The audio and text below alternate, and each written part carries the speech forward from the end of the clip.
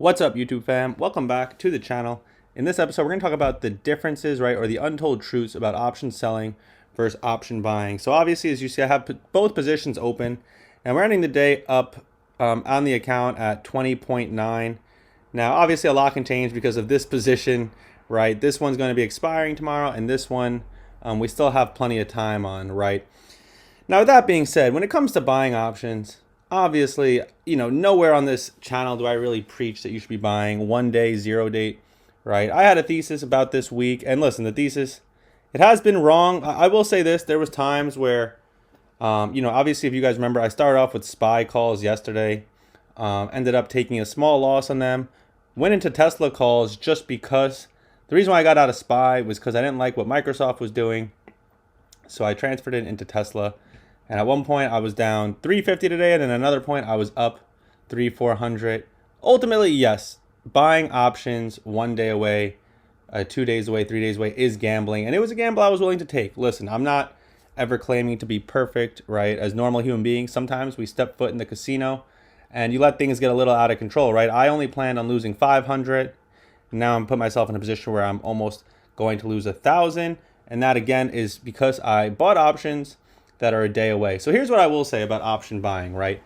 First of all, if you're ever going to buy options, you should be buying leaps. Now, the trade-off, right, is the fact that if you buy a leap, right, and if we go and look at, let's just say we look at Tesla a year away, it's going to be a lot more expensive, right? Instead of risking $700, you're risking $10,000. Now, that's the price you're paying for security. Now, with all that being said, right, a very important thing to consider is when it comes to options selling, right, you are going to be putting up a lot of collateral. Option buying is the opposite, right? For this Tesla buy, I'm only putting up the 773, where this Con-L position, the collateral is in the $20,000 range. So, in the end of the day, right, the thing about option selling is you're putting a large amount up to most likely win a small amount, right? And option buying is the opposite, except you're most likely going to lose. Now, when it comes to trading 1 day or 0 day, you are kind of chasing that, I guess you can call it a purple unicorn, right? You're chasing a leprechaun. You're chasing something that doesn't exist. And I've fallen for that trap a lot in my life. And listen, I'm not necessarily proud to say that I fell for it again this week. This week, I don't know, maybe I haven't been to the casino in a while. Maybe I was just feeling a little bit like a degenerate. And that's ultimately what this is, right? I started this channel 3 months ago, and it is an option selling account. But, some of the things I've done with option selling were just as degenerate-like, if not worse, because this Con-L position, for instance, at one point, Con-L looked like it was going to dump 50%. Now, obviously, we could have rolled and done a lot of things to protect our capital. But regardless, when push comes to shove, if I lost 50% on 20K, that stings a lot more than losing 100% of 700. Now, again, the proposition with selling options is you should win, but it's going to be 100% dependent on the stock. Obviously, if you've been with me for a while, then you remember I took this RGTI position, in which point, I think I put 6K into it, and I sold it for a 3K loss, or closed it for a 3K loss. Again, even with this Tesla position, I can only lose $700. So, when you sell options, yes, you can decide what strike, you can decide the delta, and what your chance of winning. And you can do that with buying too. But with that being said, selling options on the right stock is the number one most essential thing to do, right? And if you sell on the wrong stock, it actually becomes much riskier than buying options because of the amount of collateral that you have to put up, right? You're most likely going to be putting up tens of thousands of dollars to sell an option. And if you do it on the wrong stock, like I have RGTI highlighted, it can be extremely costly. Now, with all of that being said, I'm not going to sit here and say you can never buy options or you should never buy options. Now, I will say this, every time we bought options on this channel, we have lost. Obviously, we're still in this position, so we don't know what tomorrow is going to bring. But, when it comes down to it, for majority of people, you will have a much easier time making money selling options. Why? Because think about it like this. We pick a stock like SoFi, right? Obviously, you see we're up on the position. And ultimately, it was very simple, right? Our strike was 1650. It's below 1650 right now. But as long as it hovers around it, theta is going to do its thing and kill this premium. Now, on the flip side, right, it's very funny because I have an option that I sold that expires tomorrow, and I have an option that I bought. Now, the reality is, by the time this opens tomorrow, theta is going to absolutely rip into this, and this option will be ripped to shreds. Now, I'm aware of that, and ultimately, there is obviously the small possibility where Tesla does ultimately rip up and the whole market goes as well, which it does look like there's still that possibility. So yes, even with theta ripping 300 off the top of this option, it can still 2, 3, 4, 5x. Now again, is this something I'm saying you should do? No. Is this what I do on this channel? No. Did I grow my account from 20 to 25 with 0 DAY options? Absolutely not. This week I fell for it, right? It was, truthfully, this week was an option seller's heaven, and I just fell for the shiny object syndrome, right? In entrepreneurship, it happens, right? Maybe you have a successful business, you see someone online doing something else, you fall for it. In this case, my successful business, or where I've found success, was selling options. Now again, even with selling options, I have had the swing of 25K all the way to 17. And again, I will blame myself for selling options on the wrong stocks. Now, to sum up the big differences, right? There's a lot of differences, but ultimately selling options is 100% dependent on the stock you choose. Buying options, it's actually not, because buying options is a battle against time, right? Buying options, the stock is almost irrelevant, right? Because think about it. It doesn't matter if Tesla goes up next week. My option expires tomorrow. So if Tesla doesn't go up tomorrow and it doesn't fly, then it's too late and my option's gone. So there's no such thing as the right play when you bought an option, but wrong time, because the option you're buying is time. The option you're selling, it's kind of the opposite, right? Time is your friend. So what does that mean? It means, like, think about it. When you sell a put every day, theta is ripping into that put. Now, especially in this case, because I'm at the 45 and it's at 49. So even if it didn't move again for the next 20 days, I would make all of this money. Now, I will say this. I do think part of the reason why I also got caught buying options this week was because of this con out position. And let me explain. I've been in this position for months, and I've had strategies that I've wanted to do.